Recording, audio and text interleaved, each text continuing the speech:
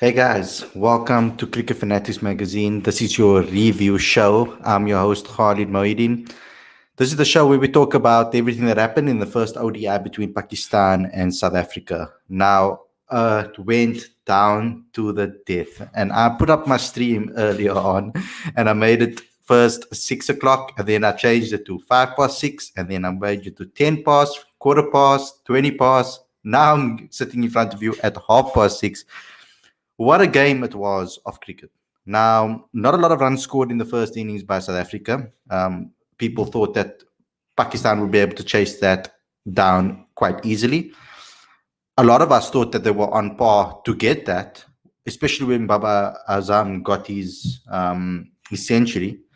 So a lot of people would have thought that that's the way it was going, easy for everybody to just climb in and chase down that total. When I talk about it from my perspective, I think that there's a lot of improvement still you can see in the batting.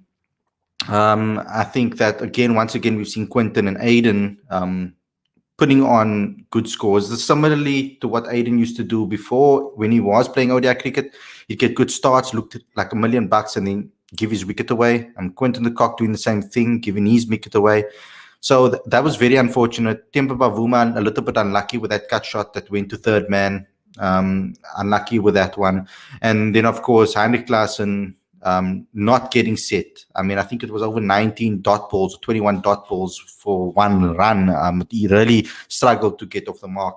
And this is where people want to talk about maybe giving Calvert-Lewin an opportunity and getting guys like that into the side, etc. So obviously people are going to go to the chopping board and say this people must not play, this person must not play. But I don't think that should be the approach. I think right now, I think they just need to keep some continuity, give these guys another opportunity in the second ODI. And then in the third ODI, you can experiment because you have no choice to do so.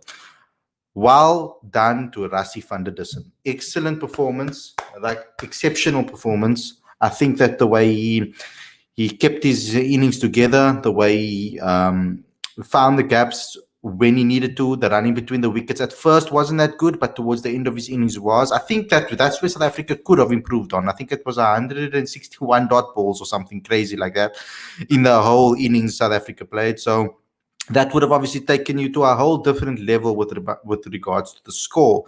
So I think we need to learn from a guy like Virat Kohli, for example, someone that has shown that he can run between the wickets and keep the runs ticking over, etc. That's something that he does extremely well. And I think South Africa needs to add that a little bit more into their game, find that partnerships with regards to running between the wickets. In the power play as well, I feel we didn't capitalize on the power play as well as we wanted to and as well as we needed to be able to take a dominant stance in this game. And I think that's where we kind of failed as well. And just generally speaking, I was very impressed with Andile Pechelquai today. I know a lot of people didn't want him to be selected, but I think for that 20 odd that he scored today was an excellent performance. You could see what he's capable of. Andile is the type of player that I feel they should work on him. They should work on him in the nets, teach him anything that he needs to do, and then just let him apply that in a game. Don't give him instructions for the game. Let him go out there and be free spirit as he likes. I don't think they need to overdo it with him. Just let him play his natural game. That's all they need to do with regards to Andile Pechelquai. That is my personal opinion on that. The way he bowled today, I think it was excellent. I think that bowling at the death, he was very good as well. I think that shows what he's capable of with the ball and why South Africa always turns to him with the ball, because especially those slower deliveries, those wide ball yorkers, those short, slower bounces, are really difficult to play when you're chasing a low total, and especially in T20 cricket. And I think that's where Andile is going to really, really be an asset to South Africa, is in T20 cricket. Where can we improve on? I've already said a couple of things that I feel we can improve on, but I have to take my hats off to some of the way Pakistan bowled, especially Shaheen Afridi. I think he bowled excellently today. Very ruthless, very accurate. I think that the Pakistan batted very well as well, ruthlessly at the beginning over there, especially that opening partnership. I mean, not the opening partnership, sorry, second and third. That second wicket, the first wicket partnership was not so good, but the second wicket partnership was very good. And I think at the end of the year, they showing that in the middle order, they got guys that can chase down the scores, etc. So that's very important to also have in your team. From my perspective, if I'm going to look ahead, I think for this, the main thing for me is that this builds character. South Africa will learn a lot from this. Now, yes, we need to win. The Super League is making it turn into something where we have to win every single game. This was our first game of the Super League. And I think that this is actually the first time this bunch of players actually played together in a long time. So to find that unity, to find that consistency, to find that ethos in the side is something that I would like to see. And I would like them to actually build that up. It's a pity that these players are not playing the whole series, that they have to go midway through to the IPL. That's unfortunate. But other than that, I think it was an okay performance all around. I think that both sides struggled on this wicket. Now, this wicket was very tricky. It's not an ordinary Centurion wicket, very sticky up front, took a lot of pace off the ball. So it wasn't the easiest wicket to bat on. But I think that South Africa still should have done better. We should have put a bigger total on the board. We should have batted smarter. And we're talking about the smart and talking about aggressive. We need to work on that smart part. And that's the part that I'm really worried about, that I think we need to improve on that. With regards to the bowling as well, I can't really blame the bowlers because it wasn't a massive total to really chase. I think that overall there was some good bowling from some of the guys. Anich Nokia, excellent. Once again showing that he always has a knack to take the big wickets. And there's always an opportunity for you guys to be able to take those big wickets.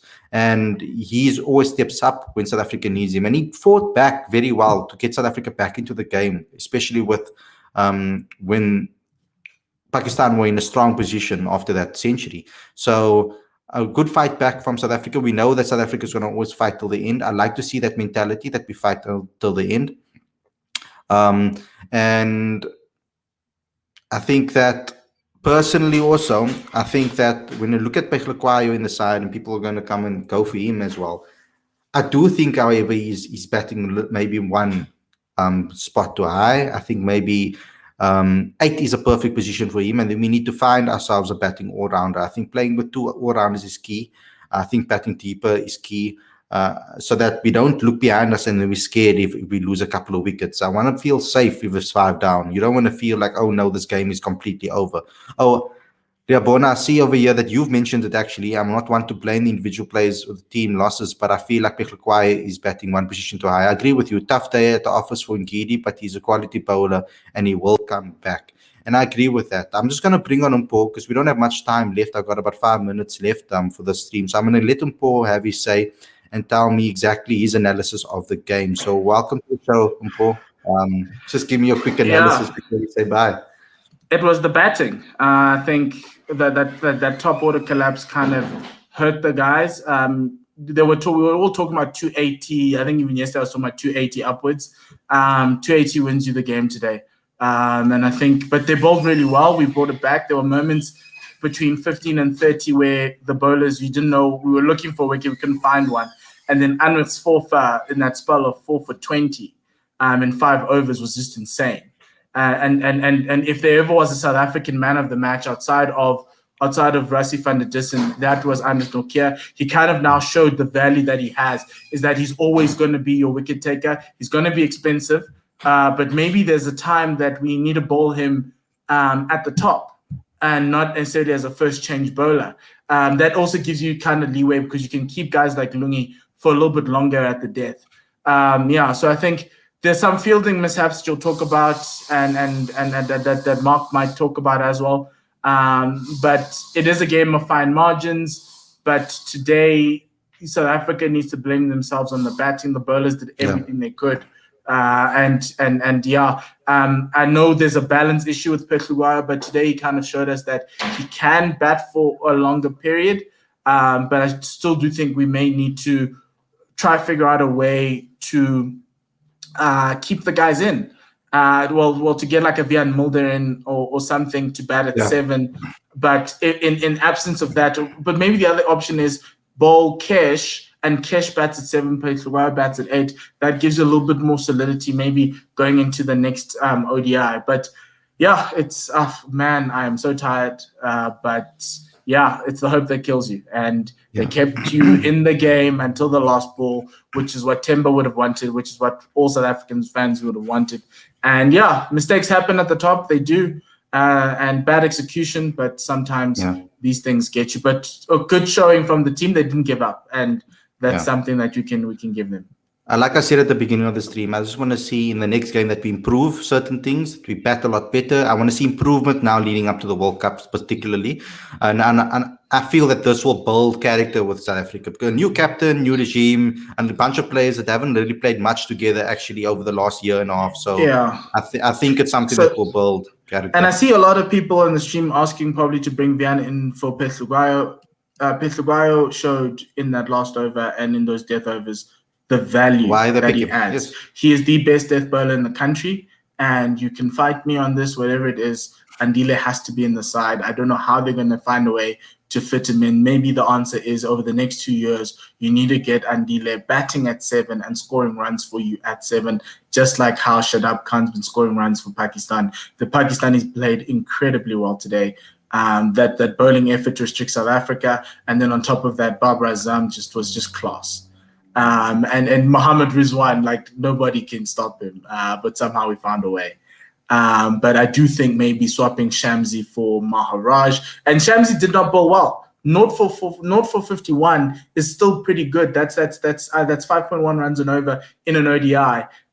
In modern day cricket is something anybody would take. But I do think Keshav brings something else to the table that Shamsi doesn't. He brings a little bit more cricket knowledge, a little bit more nous. And I think that might be the key. But there's a couple of things that need to shift at the top order as well. I think we were reminded that actually the last time South Africa played an ODI, Temba opened. Why did we change Temba and Quinton's partnership? Maybe Temba needs to open. Maybe Aiden needs to fight for a place in the middle or lower order. Maybe push Rassie up and maybe get Calvarena to come in at 5 and David Miller batting at 4. Or somehow maybe push Aiden to 4, get Rassie batting at 3. But there needs to be some sort of a rejig because that opening partnership didn't look too good to me because they weren't rotating the strike. They were just looking for boundaries. And that for me just irritated me a lot because I know with Temba you can rotate the strike. And yes, we can talk about Temba's dismissal, but that was just he had to play that and he just had to play it harder. He just didn't.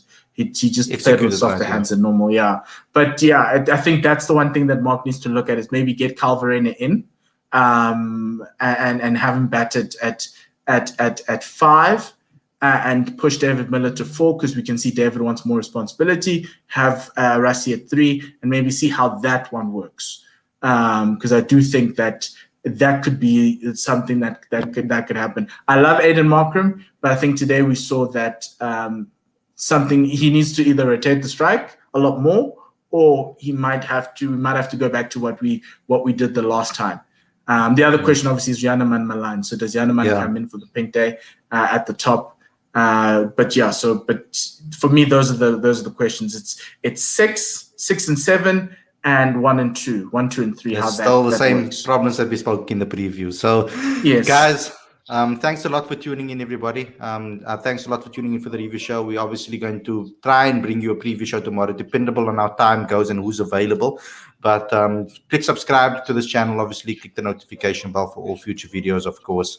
And we'll see you again tomorrow. And then, obviously, with another review show after the game on Sunday. So take care. Have a great Easter weekend. And we'll see you again very, very soon. Take care, everybody. Thank you, Mpo. Cheers.